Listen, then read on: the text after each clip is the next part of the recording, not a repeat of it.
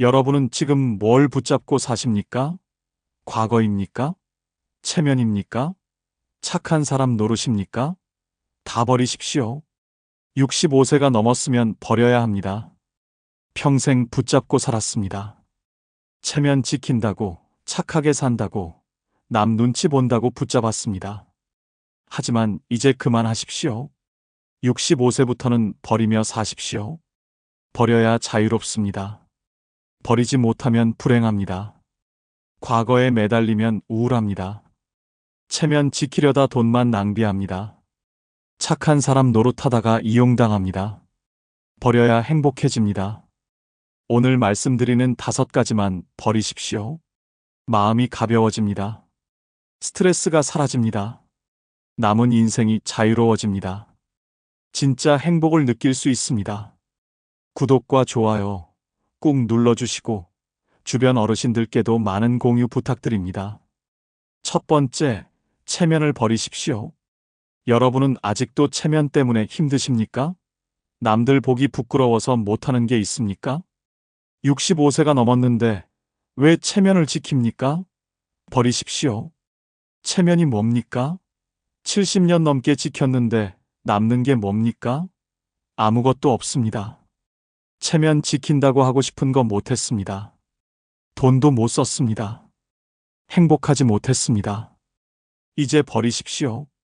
울산 남구에 사시는 송씨, 72세 어르신의 해방 이야기입니다. 송씨는 평생 체면을 지켰습니다. 동네에서 존경받는 사람이었습니다. 항상 깔끔하게 입었습니다. 좋은 차를 탔습니다. 체면을 중요하게 여겼습니다. 퇴직 후에도 마찬가지였습니다. 체면 때문에 돈을 썼습니다. 좋은 옷만 입었습니다. 비싼 식당만 갔습니다. 차도 새 차를 샀습니다. 경로당에서도 회비를 많이 냈습니다. 체면 지키려고 무리했습니다. 돈이 빠르게 줄어들었습니다. 저축이 바닥났습니다. 하지만 송씨는 멈추지 못했습니다. 체면이 있었습니다. 가난하다는 소리 들기 싫었습니다. 초라해 보이기 싫었습니다. 계속 돈을 썼습니다. 70세가 되었을 때 통장이 텅 비었습니다. 집을 팔아야 했습니다. 작은 집으로 이사했습니다. 이웃들이 수군거렸습니다. 송씨네가 망했다고 말했습니다. 송씨는 창피했습니다. 체면이 무너졌습니다. 송씨는 우울해졌습니다. 밖에 나가기 싫었습니다. 사람들 만나기 싫었습니다. 체면이 무너진 자신이 비참했습니다. 집에만 있었습니다. 외로웠습니다. 후회했습니다. 71세 되던 해 송씨는 깨달았습니다. 체면이 무슨 소용이냐고 생각했습니다. 체면 지키려다 돈 다 날렸습니다. 행복하지도 않았습니다. 이제 체면을 버리기로 했습니다. 송씨는 싸구려 옷을 샀습니다. 시장에서 샀습니다. 편했습니다. 값싼 식당에 갔습니다. 맛있었습니다. 차도 팔았습니다. 버스를 탔습니다. 불편하지 않았습니다. 오히려 돈이 남았습니다. 경로당에서도 회비를 적게 냈습니다. 사람들이 뭐라고 했습니까? 상관없었습니다. 신경 안 썼습니다. 체면을 버리니까 편했습니다. 스트레스가 없었습니다. 자유로웠습니다. 지금 송씨는 행복합니다. 체면 신경 안 씁니다. 하고 싶은 대로 삽니다. 돈도 아낍니다. 저축도 다시 시작했습니다. 체면을 버리니까 모든 게 좋아졌습니다. 여러분은 어떻습니까? 아직도 체면 때문에 힘드십니까? 비싼 옷 사십니까? 좋은 차 타십니까? 65세가 넘었는데 왜 체면을 지킵니까? 버리십시오. 체면 버리십시오. 싸구려 옷 입어도 됩니다. 시장에서 사십시오. 편합니다. 돈도 아낍니다. 창피한 거 아닙니다. 값싼 식당 가십시오. 맛있으면 됩니다. 비싼 곳 갈 필요 없습니다. 돈 아껴서 여행 가십시오. 그게 현명합니다. 차 팔으십시오. 버스 타십시오. 택시 타십시오. 차 유지비 아낍니다. 주차 걱정 없습니다. 편합니다. 경로당에서 회비 적게 내십시오. 무리하지 마십시오. 사람들 눈치 보지 마십시오. 여러분 형편대로 하십시오. 남들이 뭐라고 하든 무시하십시오. 가난하다고요? 그래서요? 창피하다고요? 아닙니다. 검소한 겁니다. 현명한 겁니다. 체면은 환상입니다. 지켜봤자 소용없습니다. 돈만 낭비합니다. 스트레스만 받습니다. 버리십시오. 체면을 버리면 자유롭습니다. 하고 싶은 대로 삽니다. 돈도 아낍니다. 스트레스 없습니다. 행복합니다. 65세부터는 체면을 버리십시오. 두 번째, 자식에 대한 기대를 버리십시오. 여러분은 아직도 자식이 챙겨줄 거라고 믿으십니까? 효도할 거라고 기대하십니까? 65세가 넘었으면 버리십시오. 자식 기대는 독입니다. 자식 기대하면 서운합니다. 안 오면 실망합니다. 전화 안 하면 섭섭합니다. 평생 기대하며 상처받습니다. 이제 버리십시오. 기대 안 하면 서운할 일이 없습니다. 강원도 강릉에 사시는 한 씨, 73세 어르신의 눈물겨운 깨달음 이야기입니다. 한 씨는 자식 셋을 키웠습니다. 평생 자식 위에 살았습니다. 대학까지 보냈습니다. 결혼 비용도 다 됐습니다. 자식들이 효도할 거라고 믿었습니다. 한 씨는 늙으면 자식들이 돌봐줄 거라고 기대했습니다. 명절에는 다 모일 거라고 생각했습니다. 생일에는 축하해 줄 거라고 믿었습니다. 아프면 찾아올 거라고 확신했습니다. 큰 기대를 품었습니다. 현실은 달랐습니다. 명절에 아무도 안 왔습니다. 바쁘다고 핑계만 댔습니다. 생일에도 전화 한 통 없었습니다. 아파서 입원했을 때도 안 왔습니다. 문자로 빨리 낫기를 바란다고만 보냈습니다. 한 씨는 서운했습니다. 배신감을 느꼈습니다. 평생 희생했는데 이게 뭐냐고 울었습니다. 자식들에게 전화해서 따졌습니다. 너희를 어떻게 키웠는데 이럴 수 있느냐고 소리쳤습니다. 자식들은 짜증냈습니다. 관계가 더 나빠졌습니다. 한 씨는 우울증에 걸렸습니다. 매일 자식들을 원망했습니다. 밤마다 울었습니다. 잠도 못 잤습니다. 밥맛도 없었습니다. 자식 기대 때문에 병이 났습니다. 건강이 나빠졌습니다. 72세 되던 해 한 씨는 상담을 받았습니다. 상담사가 말했습니다. 자식에 대한 기대를 버리라고 조언했습니다. 자식도 자기 인생이 바쁘다고 설명했습니다. 기대하지 말라고 강조했습니다. 한 씨는 충격받았습니다. 하지만 받아들이기로 했습니다. 한 씨는 기대를 버렸습니다. 자식들이 오면 고맙고 안 와도 상관없다고 마음먹었습니다. 전화 오면 반갑고 안 와도 괜찮다고 생각했습니다. 기대를 완전히 내려놨습니다. 마음이 편해졌습니다. 명절에 혼자 보내도 서운하지 않았습니다. 생일에 축하 없어도 괜찮았습니다. 자식들이 안 찾아와도 섭섭하지 않았습니다. 기대가 없으니까 실망도 없었습니다. 마음이 평화로워졌습니다. 우울증도 나았습니다. 잠도 잘 왔습니다. 밥맛도 돌아왔습니다. 친구들을 만났습니다. 경로당도 나갔습니다. 취미 생활도 시작했습니다. 삶이 즐거워졌습니다. 기대를 버리니까 행복해졌습니다. 지금 한 씨는 자식들과 적당한 거리를 유지합니다. 기대하지 않습니다.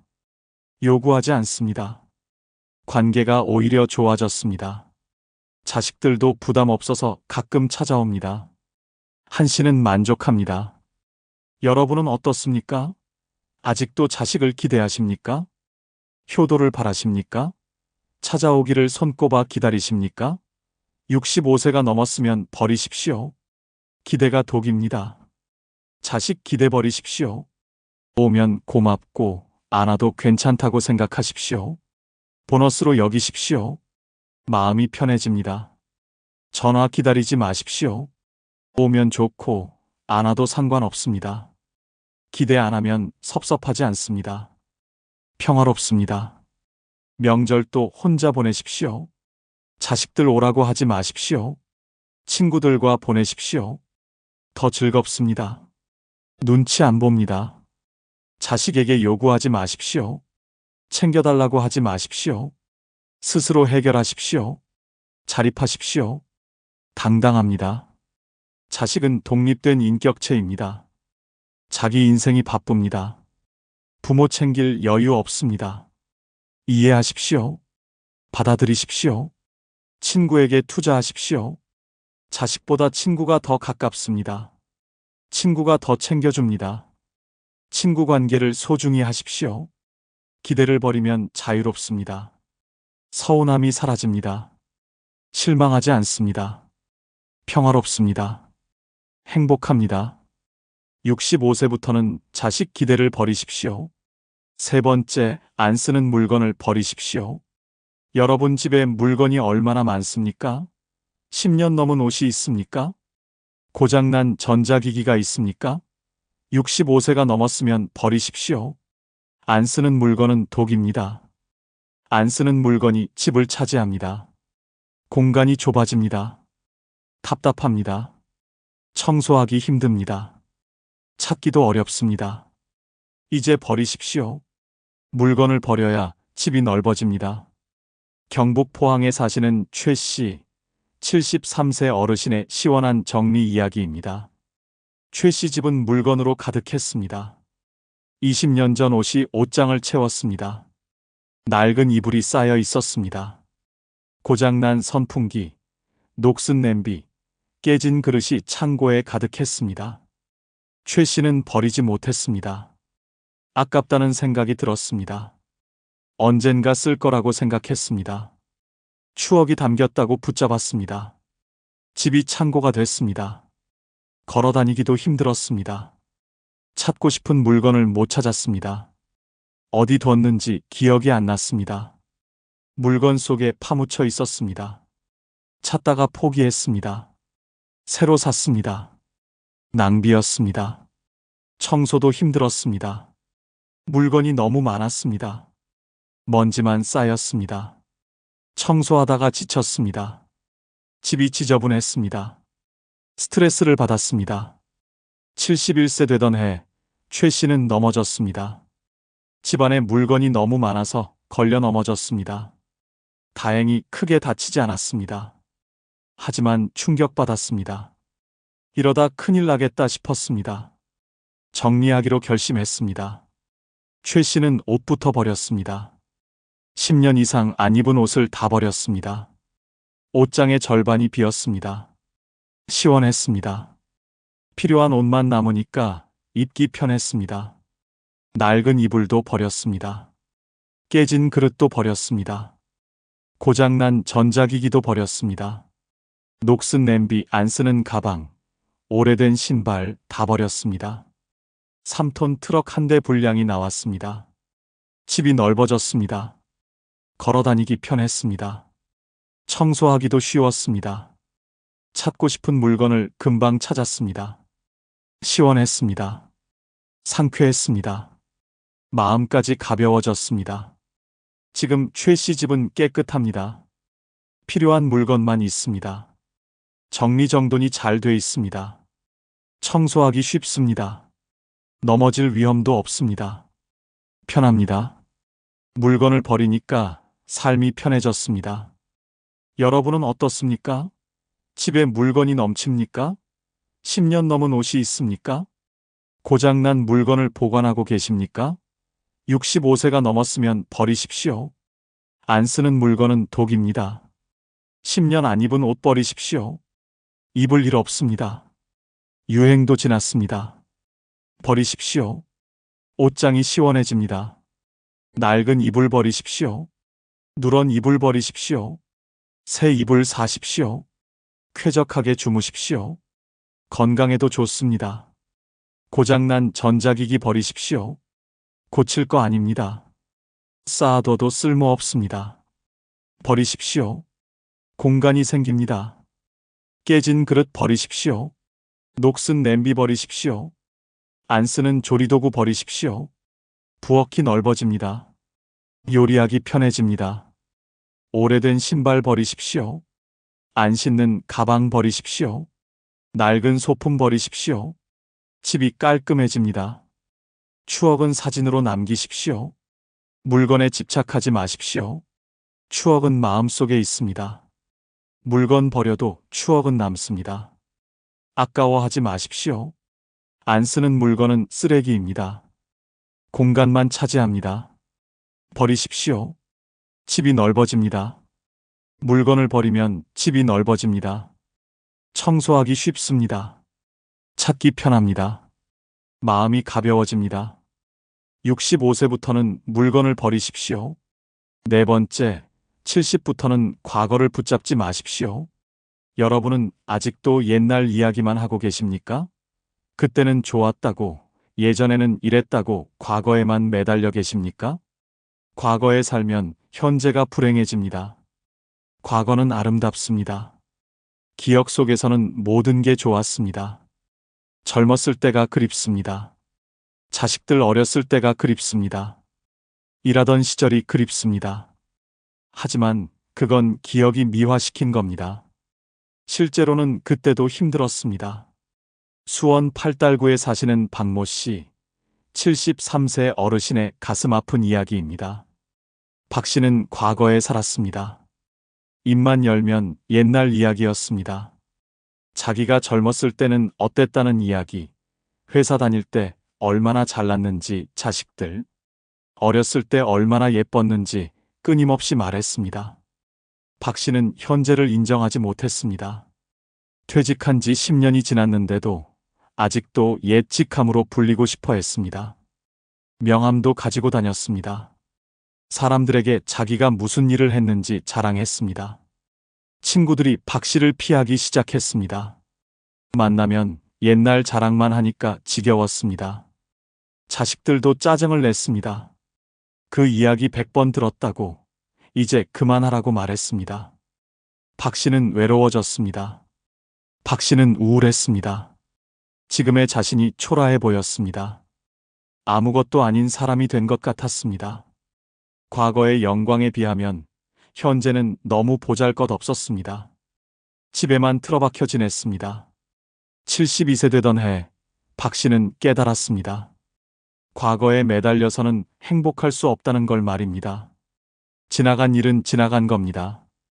아무리 그리워해도 돌아오지 않습니다. 이제는 현재를 살아야 한다고 생각했습니다. 박 씨는 과거 이야기를 그만뒀습니다. 옛날 명함도 버렸습니다. 과거의 직함도 내려놓았습니다. 지금의 자신을 받아들였습니다. 그냥 평범한 70대 노인으로 살기로 했습니다. 박 씨는 새로운 취미를 시작했습니다. 사진을 배우기 시작했습니다. 매일 공원에 나가서 사진을 찍었습니다. 사진 동호회에도 가입했습니다. 그곳에서는 과거가 중요하지 않았습니다. 지금 찍는 사진이 중요했습니다. 박 씨는 행복해졌습니다. 과거를 내려놓으니 현재가 보였습니다. 오늘이 소중해졌습니다. 친구들도 다시 만나고 싶어 했습니다. 과거 자랑 안 하는 박 씨가 훨씬 좋았습니다. 여러분은 어떻습니까? 아직도 예전 직함에 매달리고 계십니까? 젊었을 때 이야기만 하고 계십니까? 그때는 좋았다고 한숨만 쉬고 계십니까? 과거는 과거일 뿐입니다. 과거를 내려놓으십시오. 젊었을 때의 자신을 놓아주십시오. 일하던 시절의 권위를 버리십시오. 그건 이미 지나갔습니다. 지금의 여러분이 진짜 여러분입니다. 옛날 이야기 그만하십시오. 사람들은 듣기 싫어합니다. 특히 자식들은 정말 지겨워합니다. 그 이야기 수백 번 들었습니다. 이제 그만하십시오. 과거와 비교하지 마십시오. 지금이 예전만 못하다고 한탄하지 마십시오. 그때는 그때고 지금은 지금입니다. 지금도 충분히 좋습니다. 건강하게 살아있다는 것만으로도 감사한 일입니다. 후회하지 마십시오. 그때 이렇게 했더라면, 저렇게 했더라면 후회해봤자 소용없습니다. 돌이킬 수 없습니다. 후회는 독입니다. 현재를 망칩니다. 새로운 걸 시작하십시오. 70이라고 늦은 게 아닙니다. 지금부터 배우십시오. 지금부터 도전하십시오. 과거의 영광보다 현재의 도전이 더 멋집니다. 오늘을 사십시오.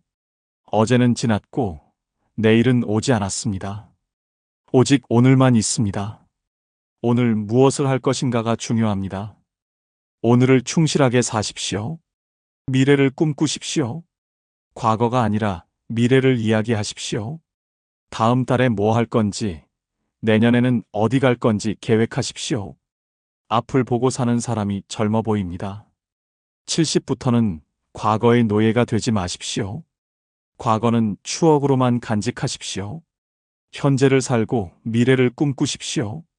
과거를 내려놓는 순간 진짜 자유가 시작됩니다. 5번째, 70부터는 쓸데없는 인간관계를 버리십시오. 여러분은 아직도 모든 사람과 좋게 지내려고 애쓰고 계십니까? 만나기 싫은 사람도 억지로 만나고 계십니까? 관계 때문에 스트레스 받고 계십니까? 이제 그만하십시오. 평생 사람들과 좋게 지내려고 노력했습니다.